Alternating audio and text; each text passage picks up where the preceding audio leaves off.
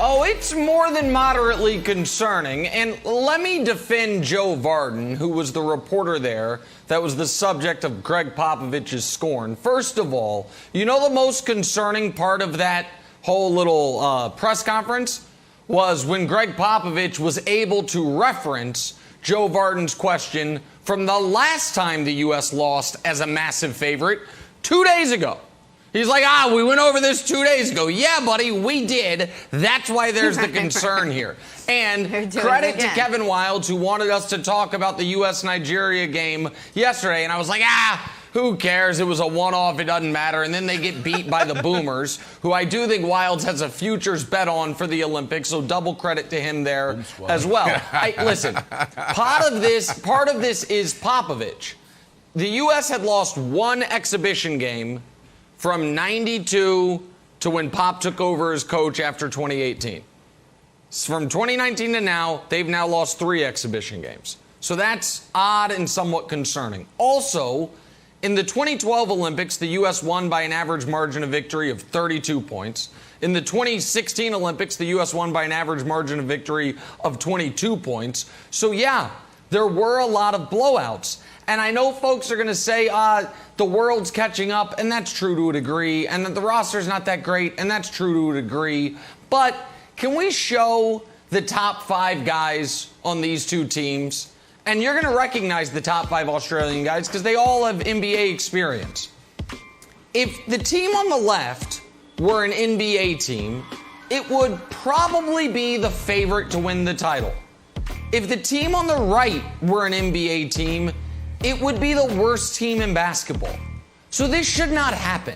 I don't care about fatigue or lack of continuity. When you've got your Tatum is your worst starter or your 4th worst starter, depending on how you feel about Draymond, and the other team's best starter is Joe Ingles, you shouldn't lose. And so, Brandon, all of a sudden, while I'm not buying Wilde's Australia futures bet, my Slovenia Luka Doncic futures ticket at 56 to 1 all of a sudden feels a little live. So I don't know that the U.S. is a lock for the gold anymore at this point. I think it is somewhat concerning. Well, listen, I'm kind of torn here. I mean, I go back to 2019, Kobe Bryant saying, look, it's not about the rest of the world catching up to us. It's the rest of the world has already caught up to us for quite some time. And it's on America to embrace that and understand that. And we're going to win some moving forward, and we're going to lose some. That's from the great late Kobe Bryant. That's what he just said 2 years ago. But then when you look at it, Nick, you have a point. Wildes, he has a point. This is reminiscent of the team nightmare. That's what this is reminiscent of. And you know who led that team?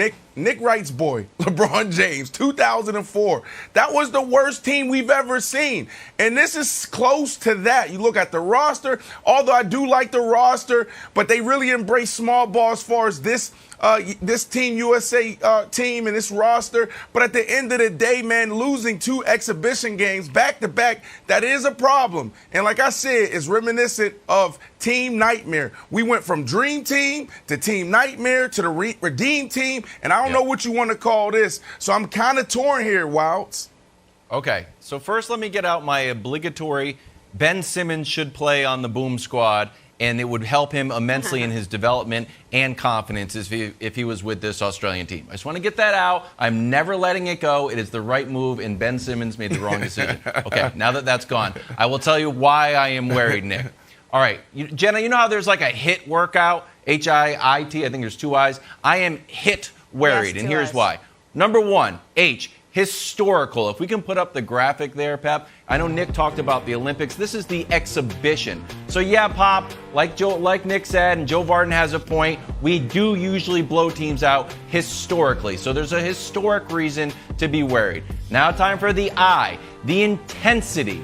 So Pop mentioned we kind of got to get our fitness underneath us. We played good defense in the first half. We played bad defense in the second half. That might be just an effort thing, an intensity thing, because I'm not necessarily buying the fitness aspect, the health aspect, the get our legs under us aspect because Matisse Thybulle, last time I checked, played a lot of NBA basketball. And this is from our buddy Zach Zeman. Hey, Zach, good news. We're friends now, just because I saw you on a tweet. He said, Matisse had more points than Tatum, more rebounds than Levine, more assists than KD, more blocks than Bam, and a better field goal percentage than Beal. So there you go. So Matisse played plenty, and he's in shape. I don't know why our guys aren't in shape.